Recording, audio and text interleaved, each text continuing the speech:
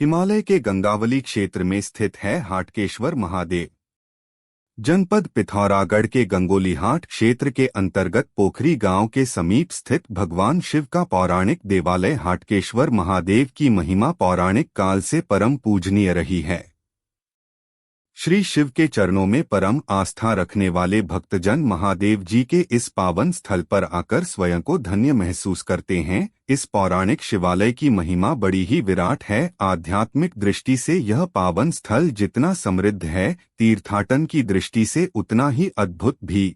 लेकिन दुर्भाग्य का विषय यह है कि भगवान शिव की अलौकिक गाथा को समेटे यह मंदिर गुमनामी के साए में गुम है। स्कंद पुराण के मानस खंड में इस शिवालय की महिमा का बड़ा ही सुंदर वर्णन मिलता है। स्वयं महर्षि भृगु ने कहा कि हाटकेश्वर क्षेत्र समूचे क्षेत्रों में प्रमुख व उत्तम क्षेत्र है। कहा जाता है कि यहाँ की पहाड़ियों पर ऋषि मुनियों के समूह सूक्ष्म रूप से सदैव भगवान शिव का ध्यान करते हैं। पाताल भुवनेश्वर की महिमा के विस्तार में हाटकेश्वर महादेव का वर्णन आता है। स्कंद पुराण में स्वयं भृगु ऋषि ने अपने शिष्यों को हाटकेश्वर की महिमा बताई है और कहा है, यह क्षेत्र बड़ा पावन व गोपनीय है। स्कंद पुराण में वर्णित हाटकेश्वर महिमा के क्रम में उनका कथन इस क्षेत्र को लेकर इस प्रकार है। भृगु ऋषि कहते हैं, यह बड़ा गोपनीय विषय है। पाताल भुवनेश्वर का यह क्षेत्र हाटकेश्वर सब क्षेत्रों में प्रमुख है। इसी कारण अन्य क्षेत्रों को छोड़ मैं यहीं पर रहता हूँ। यही हाटकेश्वर महादेव का सानिध्य सर्वमंगल को प्रदान करने वाला है। इसी क्षेत्र में मेरा आश्रम है। उल्लेखनीय है कि हाटकेश्वर के समीप पर्वत की चोटी पर भृगु ऋषि का आश्रम है, जिसे भृगुतम पर्वत कहते हैं। ऋषि भृगु कहते हैं, हाटकेश का यह उत्तम क्षेत्र परम कल्याणकारी है। अन्य ऋषिगण भी हाटकेश शंकर की आराधना कर इस पवित्र दारुवन में तपस्या करते हैं। इस क्षेत्र में अनेक तीर्थ हैं। उनमें से कुछ प्रधान क्षेत्रों अथवा तीर्थों के संबंध में महर्षि ने स्कंद पुराण में कहा है। हाटकेश्वर से आरंभ कर गणवती नदी पर्यंत यह क्षेत्र है। यहाँ हाटकेश का पूजन कर भार्गवजल में पिंडदान करने से कोटि गोदान का फल प्राप्त होता है। इसके नीचे की ओर एक पवित्र गुहा है। उसके भीतर कलाघर शिव विराजमान हैं। उनका पूजन करने से करोड़ों यज्ञ करने का फल मिलता है।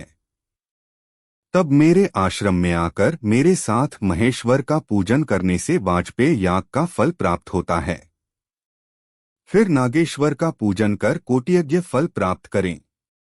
मेरे आश्रम से उत्तर की ओर पवित्र सरस्वती में स्नान एवं पिंडदान करने से पितरों का उद्धार होते हुए शिवलोक मिलता है। उसके निकट में श्वास पर्वत है। वहां श्वास प्रदायिनी देवी तथा क्षेत्रपाल का पूजन करने पर गोदान का फल मिलता है। तत्पश्चात भागीरथी गंगा में स्नान एवं पिंडदान करने से सैकड़ों कुलों का उद्धार होता है।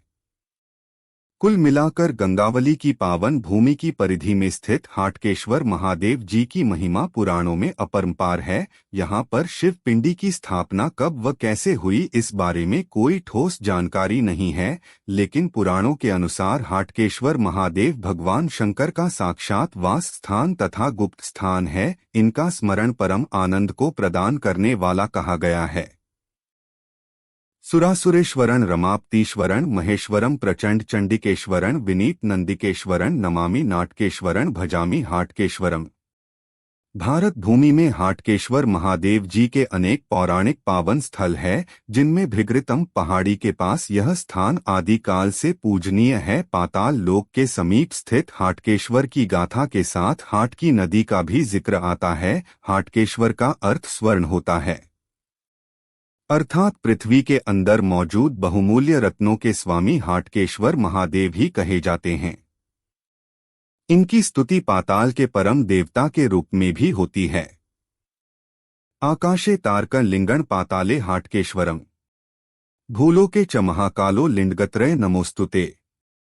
अर्थात आकाश में तारक लिंग, पाताल में हाटकेश्वर लिंग तथा पृथ्वी पर महाकालेश्वर ही मान्य शिवलिंग है। इस क्षेत्र के आस्थावान भक्त बताते हैं, भगवान शंकर की हाटकेश्वर के रूप में स्तुति करने से मनुष्य के संपूर्ण मनोरथ पूर्ण होते हैं तथा अभीष्ट कार्य सिद्ध होते हैं, इसलिए इन्हें सिद्धेश्वर भी कहते हैं। हाटकेश्वर में रुद्राभिषेक का भी विराट आध्यात्मिक महत्व है। इन्हें फल काफी प्रिय है, इसलिए हाटकेश्वर महादेव को फल अर्पित किए जाते हैं। रिपोर्ट रमाकांत पंत। बीच में वर्मा जी उपस्थित हैं, जिन्होंने इस क्षेत्र में ज्ञान का प्रकाश फैलाने के लिए आप देख रहे हैं लमके ये हाटकेश्वर महादेव जी का ये मंदिर और ये भव्य इन्होंने एक पुस्तकालय बनाया है। और यहाँ पर जो यात्री दूर दराज क्षेत्रों से आते हैं उनके ठहरने की भी व्यवस्था आपके द्वारा की गई है। तो वर्मा जी, सबसे पहले आप हमारे दर्शकों को अपना पूरा नाम बताने की कृपा करें। सर, मैं मनोज कुमार वर्मा हूँ और मैं इसी क्षेत्र का निवासी, इसी गांव का। अच्छा। तो हमारे ताऊ जी यहाँ पर उनके द्वारा परोपकारी कार्य किए जाते हैं। बहुत सुंदर परोपकार के जो कार्य कर रहे हैं, बहुत ही सुंदर बात है, क्योंकि ग्रामीण क्षेत्र में इस तरह का कार्य बहुत कम देखा जाता है। और तो ये प्रेरणा जो आपने पुस्तकालय बनाया, कहाँ से प्राप्त हुई आपको? सर, मेरे द्वारा वैसे मैं शिक्षक हूँ और मैं बहुत सुंदर राजकीय इंटर कॉलेज भूली गाँव में कहता था। बहुत सुंदर, ठीक है। वहाँ पर भी हमने एक अपना अनूठालय अपना करके एक मुहिम चलाई थी। अच्छा। तो पुराने बच्चों के सहयोग से एक वहाँ पर हमने एक केंद्र बनाया है और उसमें एक उसको बहुउद्देशीय, ठीक है, मतलब जिसमें सब वहाँ पर पुस्तकालय भी रखा है। अच्छा, बहुत सुंदर। तो फिर यहाँ भी एक हमारे भैया, बड़े भैया हैं। अच्छा। वीरेंद्र सिंह बिष्ट जी, बल्कि इनके चचा के। हाँ। अच्छा। तो हम लोगों ने मिल करके सोचा, तो ताऊ जी के नाम से अभी हम सोच रहे हैं घरों में बनाएंगे, घर में कहीं पर करेंगे। बहुत सुंदर। फिलहाल ये व्यवस्था यहाँ पर की गई है, अति सुंदर पुस्तकालय बनाया गया है। तो इसमें बहुत सारे लोगों ने डोनेट भी किए पुस्तक और खरीद के भी हम लाए। चलिए, बहुत सुंदर बात है वर्मा जी, आपने बताया, बहुत अच्छा आप कार्य कर रहे हैं, आपका बहुत बहुत धन्यवाद।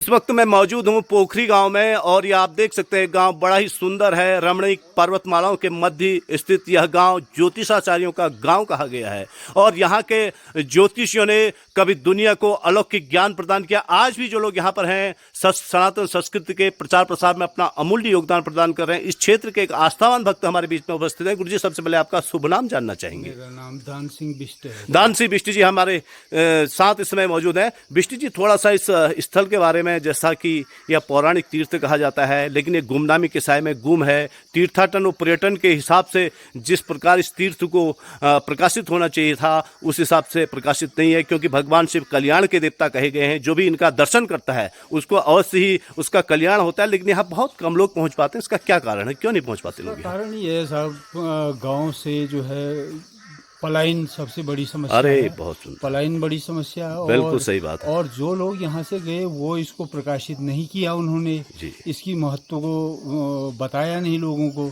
और हम लोगों ने यहाँ पर तमाम प्रशासनिक अधिकारी अच्छा। और जो नेतागण हैं उनसे भी कई बार आग्रह किया कि आप इसको पर्यटन के मानचित्र में डालें, लेकिन उन लोगों ने इसकी अवहेलना ही की है, इसको प्रकाशित नहीं किया। बहुत सुंदर बात आपने बताई बिष्ट जी। वास्तव में यह तीर्थाटन का बहुत परम केंद्र बन सकता है और मानसखंड मंदिर माला जो सरकार चला रही है, उस मानसखंड मंदिर माला के अंतर्गत भी इस पौराणिक तीर्थ को लाया जा सकता है, इसका विकास किया जा सकता है, क्योंकि यह तीर्थ जो है पुराण है। स्कंद पुराण के मानसखंड में इस तीर्थ का बड़ा ही सुंदर वर्णन आता है। कुल मिलाकर हमारे साथ थे आप श्री बिष्ट जी, और बिष्ट जी आपने बहुत सुंदर बात बताई। बिष्ट जी, एक चीज और बताने की कृपा कीजिएगा, यहाँ मेले कब कब लगते हैं? मेला शिवरात्रि को लगता है। अच्छा, शिवरात्रि को लगता है। और ये भी बताइए कि किन किन के लोग यहाँ पर मेला देखने के लिए आते हैं, उन गांव के थोड़े नाम बताइएगा।